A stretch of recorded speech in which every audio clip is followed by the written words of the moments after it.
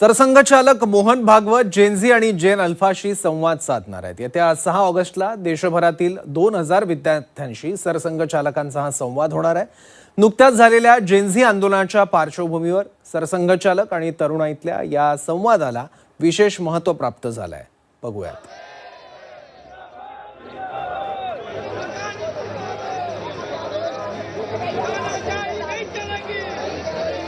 दिल्लीतल्या जंतर मंतरवरच्या आंदोलनामुळे सर्व देशात जेनझी हा चर्चेचा विषय बनला। तरुणाईनं दाखवलेली ताकद सर्वच राजकीय पक्षांना समजली आहे। त्यामुळे सगळेच तरुणाईला आपापल्या बाजूने वळवण्याचा प्रयत्न करतायत। राजकीय पक्षांनंतर आता राष्ट्रीय स्वयंसेवक संघानेही जेनझी आणि जेन अल्फावर लक्ष केंद्रित केलंय। याचाच भाग म्हणून आता स्वतः सरसंघचालक मोहन भागवत विद्यार्थ्यांशी संवाद साधणार आहेत।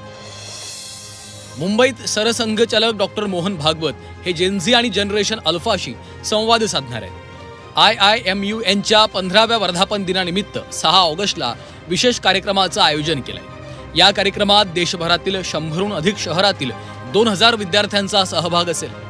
15 ते 19 वर्ष वयोगटातल्या या विद्यार्थ्यांशी मोहन भागवत संवाद साधतील। या विद्यार्थ्यांशी सरसंघचालक लोकशाही, नेतृत्व आणि राष्ट्र निर्माणावर चर्चा करतील। नीता मुकेश अंबानी सांस्कृतिक केंद्रामध्ये ही भव्य युवा परिषद पार पडणार आहे। अशा पद्धतीचा संवाद सरसंघचालक हे संघाच्या कार्यक्रमात आणि समाजाच्या कार्यक्रमात सुद्धा साधत असतातच। या प्रसंगी मला असं वाटतं की त्या संस्थेला असं वाटतं की त्यांच्या सभासदांना सरसंघचालकांनी मार्गदर्शन करावं, यासाठी त्यांना बोलवण्यात आलेलं आहे।